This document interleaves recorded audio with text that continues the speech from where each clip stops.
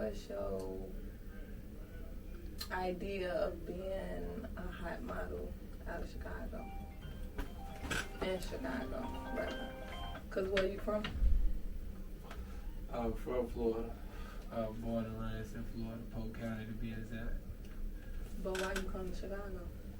Why I come to Chicago? Oh shit. So I really came to Chicago. I actually got sent to Chicago.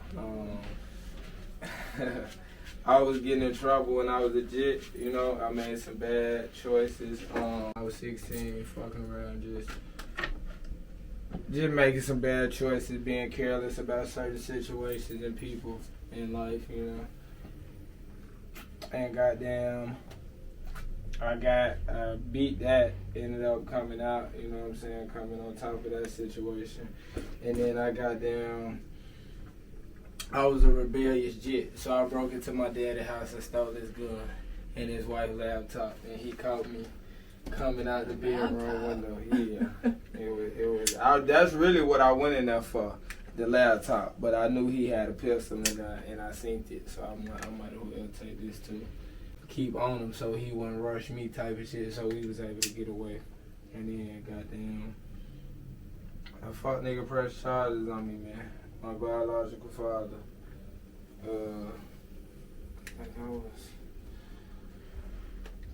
came to Chicago in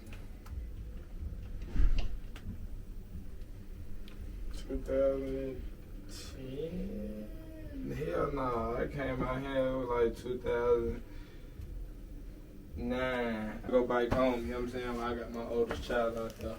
So I go back home and I see my brothers and shit, but I see him, we just ain't no speaking. We've never been in like hand reach of each other, you know what I'm saying? I'll be driving through the hood, cause he stay in the neighborhood that I grew up in still, you know, in the same house. So if I'm driving through the hood, I might goddamn see him on Front Street cutting his grass or some shit like that, but he don't see me, I'll be in the car talking. So do he see your kids? One of them. I got 6 kids. He see my oldest one back home, but that's cause like she back home, like she me, like she go to the same high school I went to. She stay in the neighborhood that I grew up in, not in the neighborhood I grew up in, but next to the neighborhood that I grew up in. So she stay like 5 minutes away from my dad. And I think just on some, now that I'm a parent, I think on some like fake traumatizing type shit, he tries to overly be in her life and be like a great grandfather to her because of our situation. Like he really wasn't super involved in my life. Like he was my father, but we weren't like super close or super connected like that.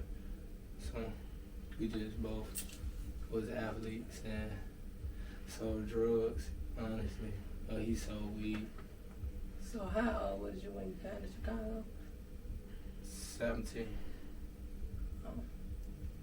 So what high school you went to? I went to Community Service West. It was out there, so part of my probation I had to go to an alternative school. So the fucking trade school on Pulaski and Roosevelt, it was in an old bakery. It's like 3 different schools. There's CSW, CCA, and then it's another one, but CSW and CCA, they connected.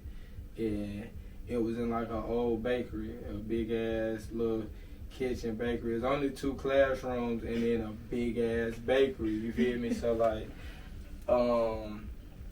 the trade that was culinary, that's how the baker idea came about, you know what I'm saying, on top of smoking weed and shit.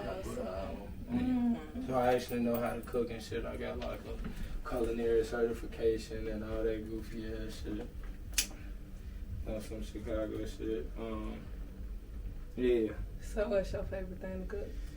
Favorite thing to cook? I don't discriminate anything. My favorite thing to eat is seafood. I love seafood, so if it was like, if I had the choice, then I'm gonna goddamn choose seafood, but like, I fuck with any and everything. I don't discriminate. Okay. So what you be doing? What you be doing here now as a... In Chicago, what do? I like work-wise, it's just like on the fun side, like what I do to have fun.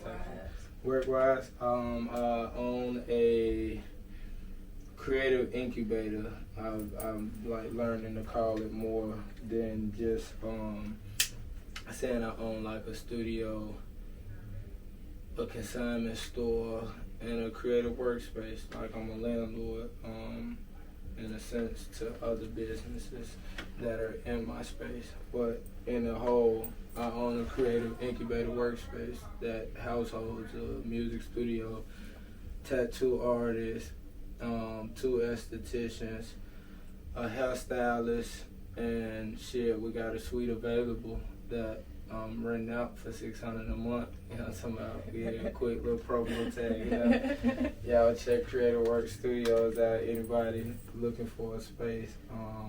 Entrepreneurship overall, though. Like entrepreneurship. Coming from Florida, I ain't want to work for no crackers. In this city, they got a lot of crackers. I did have a job though out here in Chicago. I had one job. I worked at a cafe on 47 between Woodlawn and Greenwood, a fucking Jewish cafe called Zaleski on Horvath. Nothing but crackers. Never heard of it. A Jewish cafe. It was owned by, it wasn't owned by the University of Chicago, but they had a big hand in on the store and the brand itself because a lot of people from the University of Chicago ate there. They did a lot of catering for the alumni and shit like that. But I was a line worker in general for like the most part, but the line work consisted of being like, it ain't a barista, cause I think that's for the females when you work on the coffee machine and shit, like a barista or some shit. But it's either a barista or a barista, but I was that on the male end though, you feel me? So like I would make like coffee and shit, like traditional cappuccinos, different type of shit. Like I was cold on the coffee machine the whole time. People would be like fake surprised. I can get active on the coffee you did, espressos, all that shit. It did just like sandwiches and shit. It was like a deli and a cheese spot, so I know a lot about like different cheeses and shit, you know what I'm saying? It ain't something that I can just remember off the top of the head, but if you put me in that environment and put me around it, I'll be able to remember it after seeing so many shits, you know? And then I got caught stealing from there. What you steal? Money. Tell me what I did. Well, I stole other things, like it was a deli spot. So I'm slicing half pounds of roast beef and smoked ham and things of that nature, you know what I'm saying? Because I'm taking it to the house and eating it. But what I'm really stealing is money. Like I was hitting the register on them folks. And it's fucked up. If they're hearing this, Sam or Tim, I do apologize. They treated me like family. There was some real gonna give it back? No, we still fighting for our mule and acres. You know what I'm talking about? But goddamn, at that point, I was still on some real Florida rebellious shit. I didn't want to be in Chicago. Like I said, I got sent out here because of my probation. And that was when you was 17, right? Yeah. Well, I did 17 and 18. I caught the case with them when I was 18. That was my first Chicago case. Stealing up there. I ended up getting my dumb ass booked for that. They fired me. But they fought with me so hard that they actually came to court and made sure that it wasn't a felony on my record for grand theft. Instead, it was a misdemeanor because grand theft is over $1,000, which I did take way over $1,000. I was hitting it. I worked there for 3 years, and I was hitting them for a year and a half. And they never knew until they installed the cameras. Damn. Yeah, I was tearing them folks up, man. I was an out of control, little badass shit. I ain't gonna lie to you, I ain't really getting no fault. After the school, the alternative school, I got arrested up there like 3 times, but I had bad actions, you know what I'm saying, but my heart wasn't, you know, like, it wasn't bad intentions, you know what I'm saying, like, you might say something mean, but you're not meaning it, like, you know what I'm saying, in a harmful way, like you really just saying it because you're mad. So that was me in a sense, like some of the shit that I did and got in trouble for, it was just me doing shit, but not like, oh yeah, I'm doing this to harm a motherfucker, or I'm doing it to be bad. I'm just doing it because I ain't had nothing else to do, and it was just like I was on some rebellious shit. So, but they kind of acknowledged that in me at the school. So anytime I did do something wrong to where I had to get arrested, they never called my probation officer, because of course then I would have had to go back to Florida and do the whole prison situation. So I was thorough when it came to that. You know what I'm saying? I was definitely thorough on that end. But yeah, I done fucked up. So I hear you be modeling. Taking pictures. I be doing pictures. that. Yeah, I be taking pictures. I be Alright, taking pictures. but like taking pictures for who? For what, rather? Anybody that's paying, shit, you know. But on a serious note now, because you say anybody that's paying, we ain't doing no crazy freaky shit now. But shit for clothing lines, any type of brands. Honestly, I don't think there's a setup, a situation that I've like turned down in a sense, you know. So I've shot for event spaces, clothing lines, hair brands, shoe brands, mainly clothing lines, but weed companies like lifestyle, weed picks and shit, lifestyle brands, jewelry brands, and music videos, you know, simple shit like that. Simple shit like that. Model of the decade. Hottest model of the decade. To not be categorized when it comes to shooting. What you mean by that?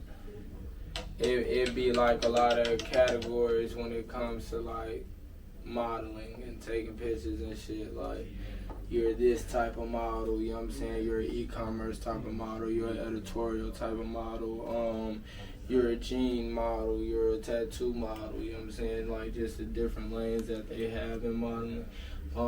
Just not to be categorized. Like, I don't ever want to be put in a box in the sense of like, oh, he can only do this or he can only do that. So yeah, to be like overly versatile and to be able to do anything. I was just talking to a homie about possibly like putting on a kilt and trying some shit. I'm still trying to wrap my head around it, but just the idea of, like, say, being versatile and not letting nobody put you in a box and say you can only do this, or he's only this type of model. You know what I'm saying? I want revenue coming in from all angles, all situations. So, yeah, shit. Don't put me in a box. If I'm gonna be the model of the decade or the model of the world for 2024, I gotta be everywhere. You know what I'm saying? I gotta be shooting for everybody and every brand in a sense, you know.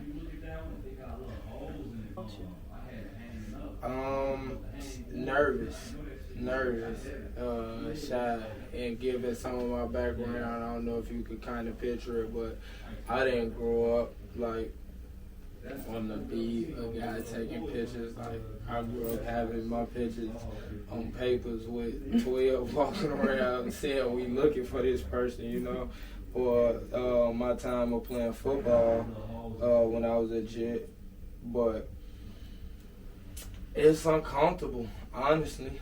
Like, it's weird as that might sound. Like, some people think it's cool, you know, and it is cool when you sit and think about it. You know what I'm saying? Like, alright, I'm getting paid for people to take pictures of me, or I'm getting praise or a certain appeal that I get from people looking at me and respecting me in a different way, because of my look, you know what I'm saying, that I was just blessed with, you know, by God and from my parents. But on like the top surface of it, I get pretty boy vibes when I think of modeling. You know what I'm saying? That's why I don't know if you I don't like call it modeling. I say I'm the guy in the picture. Like, when I think of modeling on some back home shit, it's like, that's a nigga that's waking up in the morning and washing his face, and like, he's really focused and worried about his looks. You know what I'm saying? I got, it's way more important things in life and in this world than like looks. You know what I'm saying? As human beings, we all like somebody attractive, but to be focused on it and like, yeah, fuck no, that's not my thing. So, and being also praised for just being yourself. Like I said, I grew up playing sports, so if I go out and like hit somebody hard or get an interception and people like patting me on the back or in the crowds going crazy, or if I was playing basketball and I shot a jumper three and made it and everybody went crazy and praised me for that, it's a little bit more acceptable and easier to take in, instead of you just waking up and saying like, oh, I'm putting on those jeans, those shoes, and that hoodie, and then coming outside and everybody's like, you just fresh and you're going crazy and they patting you on your back. It's a little bit weirder because it's like, I didn't do shit. You know what I'm saying? Like, I know I went and hit him hard as hell. I know I went and got that interception and just did a pick six. So I just shook a nigga and took him to the rim. You know what I'm saying? I know I did something in that moment. You know what I'm saying? So I can accept the praise in it. But when I just woke up and put on some clothes as beautiful woman, you yourself gorgeous being, I know like y'all go outside with the simplest clothes on and have a motherfucker like, oh, you look so good, and y'all be like, I ain't no shit, this at my word, it comes out kind of weird, right? You know what I'm saying? So it'd be like the same sense, it'd be a over, damn, bro, you got this look, or you going crazy, or you put that shit on, and it's just like, I'm just being me. I'm not looking for praises in that. So with that, and then when it comes to the business aspect of it, these people be expecting like real model energy, like real sexy man energy, you know what I'm saying? And I always joke around like I'm the black Justin Timberlake, I'm bringing sexy back and shit, but like on the serious tip of it, like when I go to photo shoots and they just be thinking I'm finna come in and start posing and giving angles and doing all this shit, that's not me. You know what I'm saying? It'd be, I smoke, I try and get the photographer high so we can instantly have something in common and be able to relate to them. We on the same level, the same page, instead of like they just overly expecting some high end, you know what I'm saying, super praise shit. That ain't me, and that ain't what I'm trying to give, which goes back to not being categorized. Like, a lot of people are trying to say I'm an urban model or I'm a street model, you know what I'm saying? I give those type of looks and that type of energy. But I want to be able to put on some high-end shit or some offset, some of the weirdest brands, you know what I'm saying? Like, I'm willing to step out of the box and try some shit, you know? So, don't categorize me if understand that I'm still a human, you know what I'm saying? So it's like, being praised for your looks ain't always the best thing when it's the opposite of the outside looking in and the inside looking out.